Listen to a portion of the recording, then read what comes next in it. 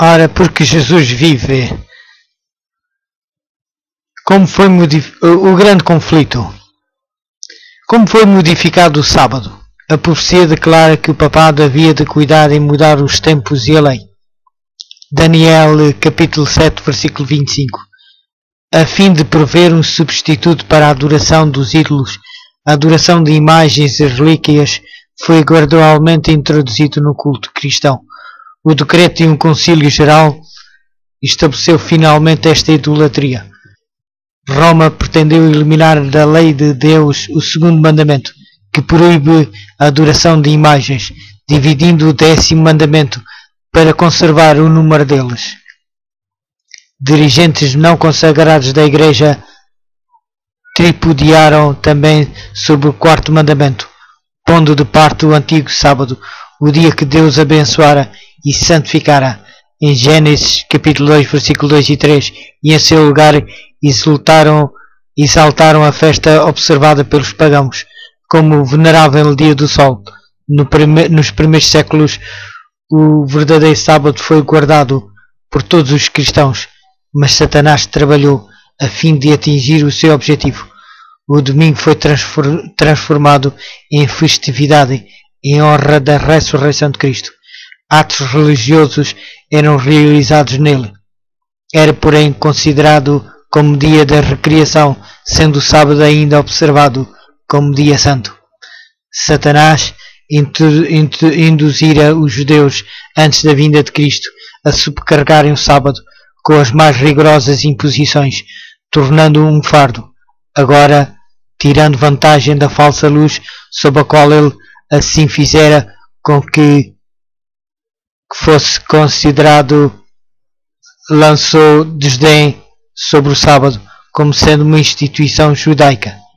Enquanto os cristãos geralmente continuavam a observar o domingo como festividade prazenteira, ele levou-os a fim de mostrarem o seu ódio ao judaísmo, a fazer do sábado um dia de tristeza e pesar. O imperador Constantino promulgou um decreto fazendo do domingo uma festividade pública em todo o Império Romano. O dia do sol era reverenciado pelos seus súbditos pagãos e honrado pelos cristãos. Foi instado a fazer isto pelos bispos da Igreja, inspirados pela sede de poder. Perceberam que se o mesmo dia fosse observado tanto por cristãos como por pagãos, isto resultaria em maior poder e glória para a Igreja. Mas embora muitos cristãos tementes a Deus fossem gradualmente levados a considerar o domingo como possuindo certo grau de santidade, eles continuavam a considerar o verdadeiro sábado como santo ao Senhor e observavam-no em obediência ao 4º mandamento. O arqui-enganador não tinha terminado a sua obra e estava decidido a exercer o poder por intermédio do seu vigário, o orgulhoso pontífice que pretendia ser o representante de Cristo. Vastos concílios foram realizados, aos quais concorriam os dignatários da Igreja de todo o mundo. Em quase todos os concílios, o sábado era rebaixado um pouco mais, enquanto o domingo era exaltado. Assim, a festividade pagã veio a ser finalmente honrada como instituição divina, enquanto o sábado bíblico era declarado como relíquia do judaísmo e declarados amaldiçoados os que o observavam.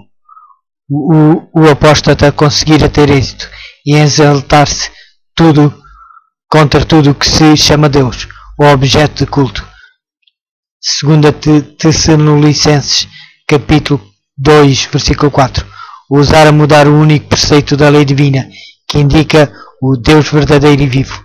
No 4º mandamento, Deus é apresentado como o Criador, como memorial da obra da criação. O 7º dia foi santificado para o repouso do homem, destinado a conservar o Deus vivo, sempre diante da mente humana, como objeto de culto. Satanás esforça-se por desviar os homens da obediência à lei de Deus. Portanto, dirige os seus esforços contra o mandamento que aponta Deus como Criador. Os protestantes hoje insistem em afirmar que a ressurreição de Cristo no domingo fez dele o sábado cristão. Contudo, nenhuma honra semelhante foi atribuída a este dia por Cristo ou pelos seus apóstolos. A observância do domingo teve origem no mistério da iniquidade. Segunda de Tessalonicenses, capítulo 2, versículo 7, o qual, já no tempo de Paulo começara a sua obra, que razão pode ser dada para uma mudança que as Escrituras não sancionam? No século VI, o bispo de Roma foi declarado como a cabeça de toda a Igreja. O paganismo cedera lugar ao papado. O dragão dera à besta o seu poder, o seu trono e grande autoridade. Apocalipse, capítulo 13, versículo 2. Começaram assim os 1260 anos da opressão papal, perdidos nas profecias de Daniel e Apocalipse. Daniel, capítulo 7, versículo 25. Apocalipse, capítulo 13, versículo 5 a 7. Os cristãos foram obrigados a renunciar à sua integridade e a aceitar as cerimónias e culto papais, ou a passar a vida nas masmorras, ou a sofrer a morte. Cumpriam-se assim as palavras de Cristo: e sereis entregues até por vossos pais, irmãos, parentes e amigos, e matarão alguns dentre vós.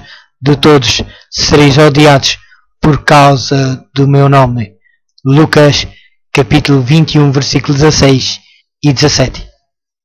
O mundo tornou-se um vasto campo de batalha. Durante séculos a Igreja de Cristo encontrou refúgio no isolamento e a obscuridade. A mulher, porém, fugiu para o deserto, onde Deus lhe havia preparado lugar, para que nele a sustentem durante 1260 dias. Apocalipse, capítulo 12, versículo 6. O acesso da Igreja de Roma ao poder assinalou o início da Idade Escura. A fé foi transferida de Cristo para o Papa de Roma. Em vez de confiar no Filho de Deus para o perdão dos pecados e para a salvação eterna, o povo olhava para o Papa e para os sacerdotes, a quem ele delegara autoridade. O Papa era seu mediador terrestre para as pessoas. Ele estava em lugar de Deus.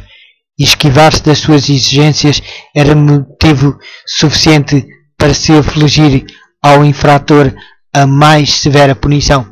Assim a mente do povo desviava-se de Deus para homens falíveis e cruéis, e ainda mais para o próprio príncipe das trevas, que por meio deles exercia o seu poder. Quando as Escrituras são suprimidas e o homem vem a considerar-se supremo, só podemos esperar fraudes, engano e iniquidade aviltante. Dias de perigo para a Igreja. Os fiéis porta-estandartes eram poucos. Parecia por vezes que o erro prevaleceria e que a verdadeira religião seria banida da terra. O Evangelho perdeu-se de vista e o povo foi sobrecarregado com exigências severas. Ensinava-se-lhes a confiar nas próprias obras para a expiação do pecado. Longas peregrinações, atos de penitência, adoração de relíquias, construção de igrejas, relicários e altares, bem como o pagamento de grandes somas à Igreja. Tais actos eram apontados como capazes de aplacar a ira de Deus ou de assegurar o seu favor. Por volta do final do 8º século, os romanistas começaram a sustentar que nas primeiras épocas da Igreja os bispos de Roma haviam possuído o mesmo poder espiritual que assumiam agora. Escritos antigos foram forjados pelos monges, decretos de concílios dos quais antes nada se ouvira foram agora descobertos, estabelecendo a supremacia universal do Papa desde os primeiros tempos.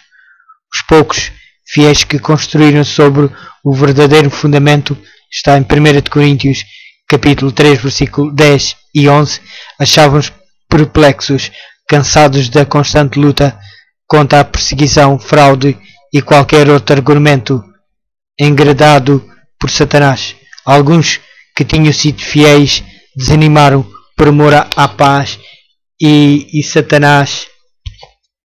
Alguns tinham sido fiéis e segurança da sua propriedade e vida, desviaram-se do genuíno fundamento. Outros não se deixavam intimidar pelos inimigos. Generalizou-se a adoração de imagens, acendiam-se velas perante imagens e dirigiam-se-lhes orações. Prevaleciam os costumes mais absurdos. A razão parecia haver perdido o domínio, enquanto os próprios sacerdotes e bispos eram amantes do prazer e corruptos. Só se poderia esperar que o povo que os tinha como guias se submergisse na ignorância e no vício.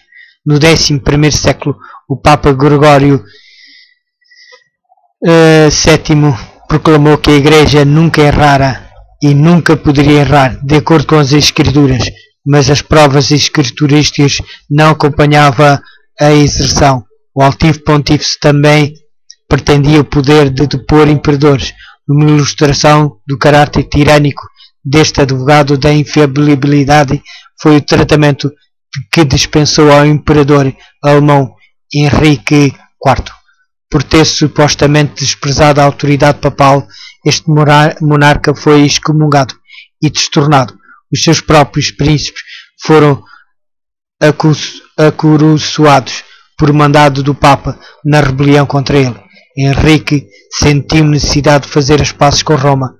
Em companhia da esposa e de um servo fiel, atravessou os Alpes em pleno inverno, a fim de humilhar-se perante o Papa. Chegando ao castelo do Papa, Gregório foi conduzido a um pátio exterior. Ali, no rigoroso frio do inverno, com a cabeça descoberta e pés descalços, esperou a permissão do Papa para comparecer à presença deste. Não foi senão depois de 3 dias de jejum e confissão que o pontífice se designou conceder o perdão. Mesmo assim, só com a condição do imperador esperar a sanção do Papa, antes de reassumir as insígnias ou exercer o poder da realeza. Gregório, envaidecido com o triunfo, jactava-se de que era seu dever abater o orgulho dos reis. Quão notável é o contraste entre o despótico pontífice e Cristo, que se representa a si mesmo como estando a rogar à porta do coração para ser admitido e poder aí entrar para dar perdão e paz. Ensinou ele aos discípulos: quem quisesse ser o primeiro entre vós, seja vosso servo. Mateus, capítulo 20, versículo 27. Mesmo antes do estabelecimento do papado, os ensinos dos filósofos pagãos haviam exercido influência na Igreja. Muitos ainda se apegavam aos dogmas da filosofia pagã e encareciam o seu estudo face a outros como meio de estes ampliarem sua influência entre os pagãos. Erros graves foram sim introduzidos na fé cristã.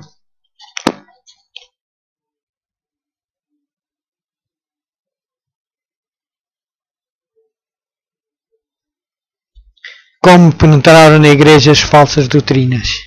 Destacam-se entre outros os erros o da crença na imortalidade natural do homem e a sua consciência na morte. Esta doutrina lançou o fundamento sobre o qual Roma estabeleceu a invocação dos santos e a adoração da Virgem Maria. Disso proveio também a heresia do tormento eterno para os que morrerem impenitentes, a qual logo de início se incorporara à fé papal.